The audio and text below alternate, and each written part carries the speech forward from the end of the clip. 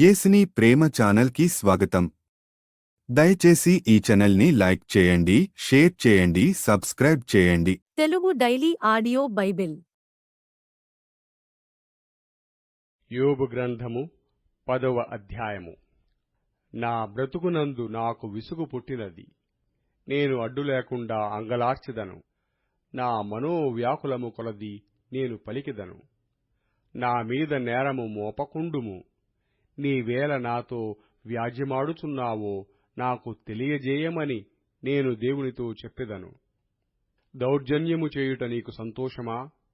దుష్టుల ఆలోచన మీద దయాదృష్టియుంచుట సంతోషమా? నీ హస్తకృత్యములను తృణీకరించుట నీకు సంతోషమా? నీ నేత్రములు నరుల నేత్రముల వంటివా? నరులు ఆలోచించునట్లు నీవు ఆలోచించువాడవా? నీ జీవితకాలము నరుల జీవితకాలము వంటిదా? నీ ఆయుష్కాల సంవత్సరములు నరుల దినముల వంటివా? నేను దోషిని కాననియు నీ చేతిలో నుండి విడిపింపగలవాడెవడునూ లేడనియు నీవు ఎరిగియుండియు నీవేళ నా దోషమును గూర్చి విచారణ చేయుచున్నావు. నా పాపమును ఏల వెదుకుచున్నావు. నీ హస్తములు నాకు అవయవ నిర్మాణము చేసి నన్ను రూపించియున్నను నీవు నన్ను మింగివేయుచున్నావు. జిగట మన్నుగానున్న నన్ను నీవు నిర్మించితివి. ఆ సంగతి జ్ఞాపకము చేసుకొనుము. నీవు నన్ను మరల మన్నుగా చేయుదువా? ఒకడు పాలు పోసినట్లు నీవు నన్ను పోసితివి గదా. జున్నుగడ్డ ఒకడు పేరబెట్టునట్లు నీవు నన్ను పేరబెట్టితివి గదా. చర్మముతోనూ మాంసముతోనూ నీవు నన్ను కప్పితివి. ఎముకలతోనూ నరములతోనూ నన్ను సంధించితివి. జీవము ననుగ్రహించి నా ఎడల కృపచూపితివి. నీ సంరక్షణ చేత నా ఆత్మను కాపాడితివి. అయినను నా లోపములను గూర్చి నీవు నీ హృదయములో ఆలోచించితివి. ఈ అభిప్రాయము నీకుండెనని నేనెరుగుదును. నేను పాపము చేసిన ఎడల నీవు దాని కనిపెట్టుదువు. నా దోషమునకు పరిహారము చేయకుందువు. నేను దోషకృత్యములు చేసిన ఎడల నాకు బాధ కలుగును. నేను నిర్దోషినైయుండినను అతిశయపడను. అవమానముతో నిండుకొని నాకు కలిగిన బాధను తలంచుకొనుచుండెదను. నేను సంతోషించిన ఎడల ఎడతెగక నీ ఆశ్చర్యమైన బలమును నీవు నా మీద చూపుదవు. సింహము వేటాడునట్లు నీవు నన్ను వేటాడుచుందువు. ఎడతెగక నా మీదకి క్రొత్త సాక్షులను పిలిచెదవు. ఎడతెగక నా మీద నీ ఉగ్రతను పెంచెదవు. ఎడతెగక సమూహము వెనక సమూహమును నా మీదకి రాజేసెదవు. గర్భములో నుండి నీవు నన్నేల వెలికి రప్పించితివి. అప్పుడే ఎవరునూ నన్ను చూడకుండా నేను ప్రాణము విడిచియుండిన ఎడల మేలు. అప్పుడు నేను లేనట్లే యుండియుందును. గర్భములో నుండి సమాధికి కొనిపోబడియుందును. నా దినములు కొంచెమే గదా, తిరిగి వెలుపలికి రాజాలని దేశమునకు. అంధకారము మరణాంధకారము గల దేశమునకు కటిక చీకటి అయి గాఢాంధకారమయమైన దేశమునకు భ్రమ పుట్టించు మరణాంధకార దేశమునకు వెలుగే చీకటిగా గల దేశమునకు నేను వెళ్ళక ముందు కొంతసేపు నేను తెప్పరిల్లునట్లు నన్ను విడిచి నా జోలికి రాకుండుము. యోబు గ్రంథము 11వ అధ్యాయము. అప్పుడు నయమాతీయుడైన జోఫరు ఈలాగున ప్రత్యుత్తరమిచ్చెను. ప్రవాహముగా బయలువెళ్ళు మాటలకు ప్రత్యుత్తరము చెప్పవలను గదా. వదరబోతు వ్యాజ్యము న్యాయమని ఎంచదగునా? నీ ప్రగల్భములను విని మనుష్యులు మౌనముగా నుండవలనా? ఎవడునూ నిన్ను అపహాసించకుండనే నీవు హాస్యము చేయుదవా? నా ఉపదేశము నిర్దోషమనియూ దేవా, నీ దృష్టికి నేను పవిత్రుడననియూ నీవనుచున్నావే. దేవుడు నీతో మాటలాడిన మేలు, ఆయనే నీతో వాదించిన మేలు, ఆయనే జ్ఞాన రహస్యములు నీకు తెలియజేసిన మేలు. అప్పుడు జ్ఞానము నీ యోచనకు మించినదని నీవు తెలిసికొందువు. నీ దోషములో అధిక భాగము దేవుడు మరిచిపోయి యున్నాడని తెలిసికొనుము. దేవుని గూఢాంశములను నీవు తెలిసికొనగలవా? సర్వశక్తుడగు దేవుని గూర్చి నీకు పరిపూర్ణ జ్ఞానము కలుగునా? అది ఆకాశ వీధి అంతా ఉన్నతమైనది, నీవేమి చేయుదువు? పాతాళము కంటే లోతుగానున్నది, నీవేమి ఎరుగుదువు? దాని పరిమాణము భూమి కంటే అధికమైనది, దాని వెడల్పు సముద్రము కంటే అధికమైనది.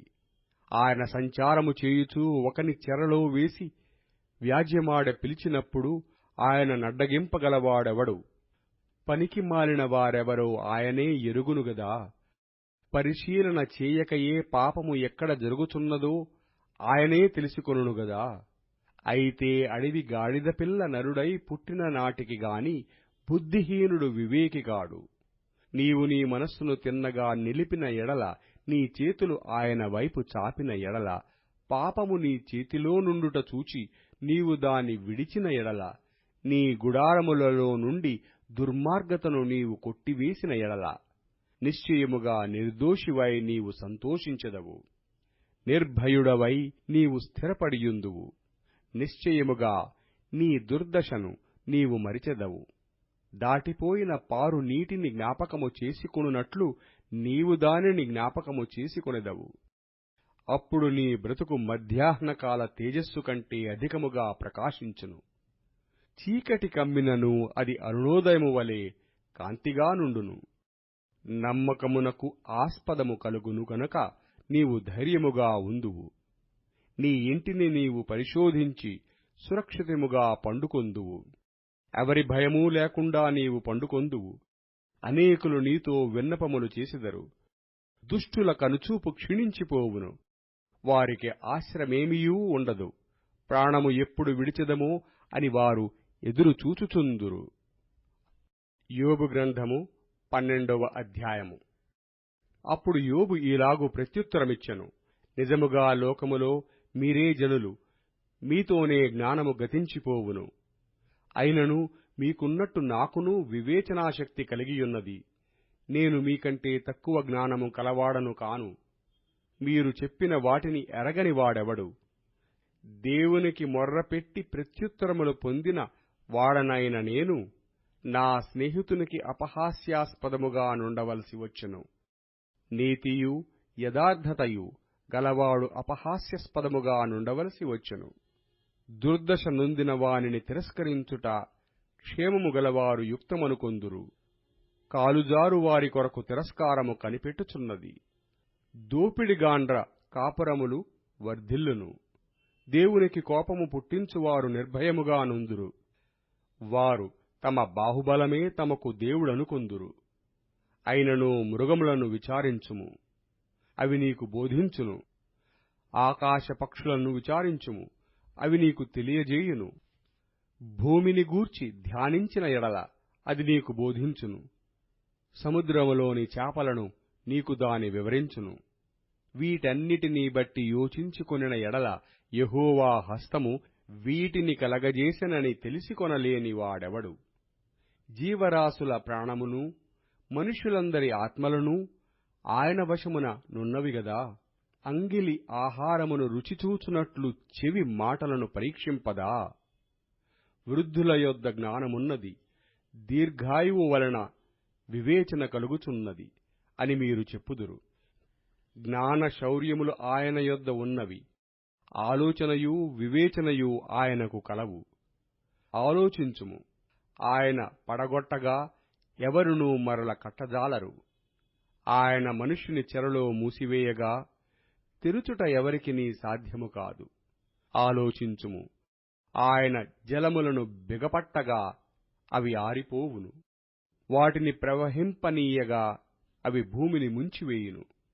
బలమును జ్ఞానమును ఆయనకు స్వభావ లక్షణములు. మోసపడువారును మోసపుచ్చువారును ఆయన వశముననున్నారు.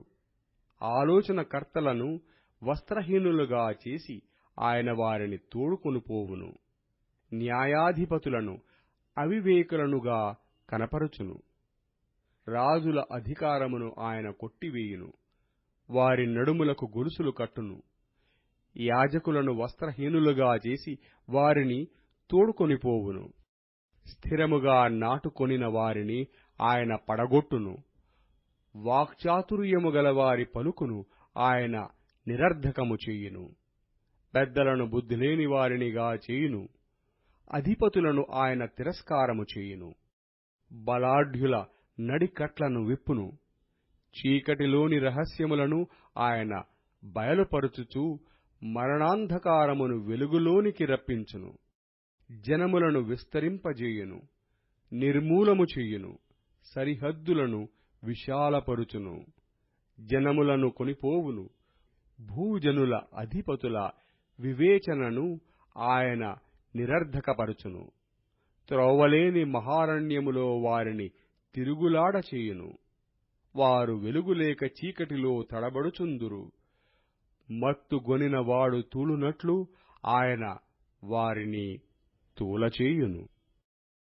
అపోస్తలుల కార్యములు 8వ అధ్యాయము.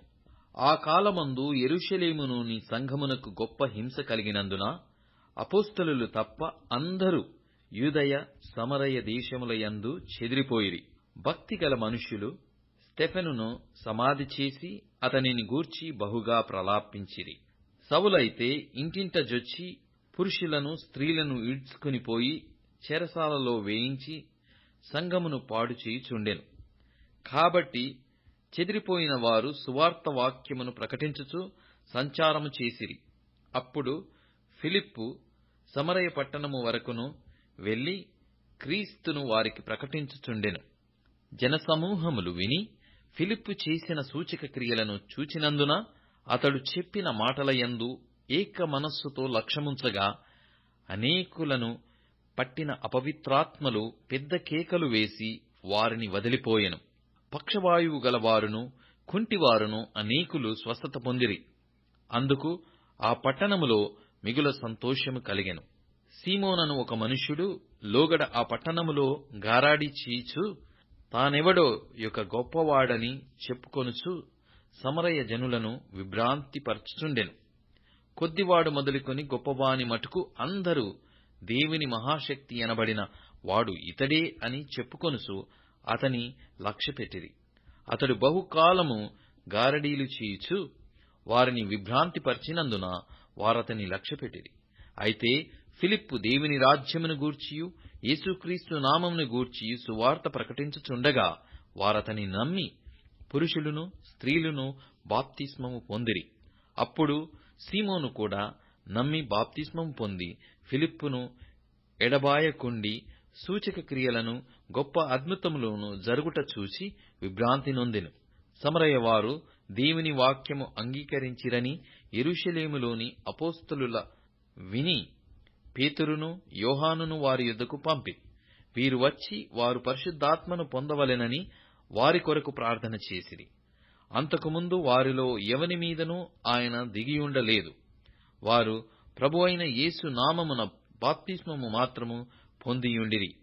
అప్పుడు పేతురు యోహానును వారి మీద చేతులుంచగా వారు పరిశుద్ధాత్మను పొందిరి.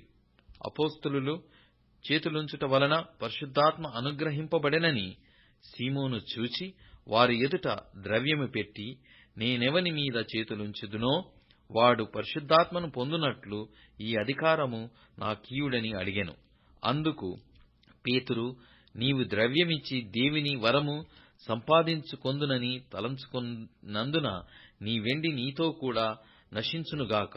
నీ హృదయము దేవుని ఎదుట సరియైనది కాదు గనుక ఈ కార్యమందు నీకు పాలుపంపులు లేవు. కాబట్టి ఈ నీ చెడుతనము మానుకొని మారుమనస్సు నుండి ప్రభువును వేడుకొనుము. ఒకవేళ నీ హృదయాలోచన క్షమింపబడవచ్చును. నీవు ఘోర దుష్టత్వములోనూ దుర్నీతి బంధకములలోనూ ఉన్నట్టు నాకు కనపడుచున్నదని చెప్పెను. అందుకు సీమోను, మీరు చెప్పిన వాటిలో ఏదియు నా మీదికి రాకుండా మీరే నా కొరకు ప్రభువును వేడుకొనుడని చెప్పెను. అంతటా వారు సాక్ష్యమిచ్చుచు ప్రభువు వాక్యము బోధించి యెరూషలేమునకు తిరిగి వెళ్ళుచు సమరయుల అనేక గ్రామములలో సువార్త ప్రకటించుచూ వచ్చిరి. దయచేసి ఈ ఛానల్ని లైక్ చేయండి, షేర్ చేయండి, సబ్స్క్రైబ్ చేయండి.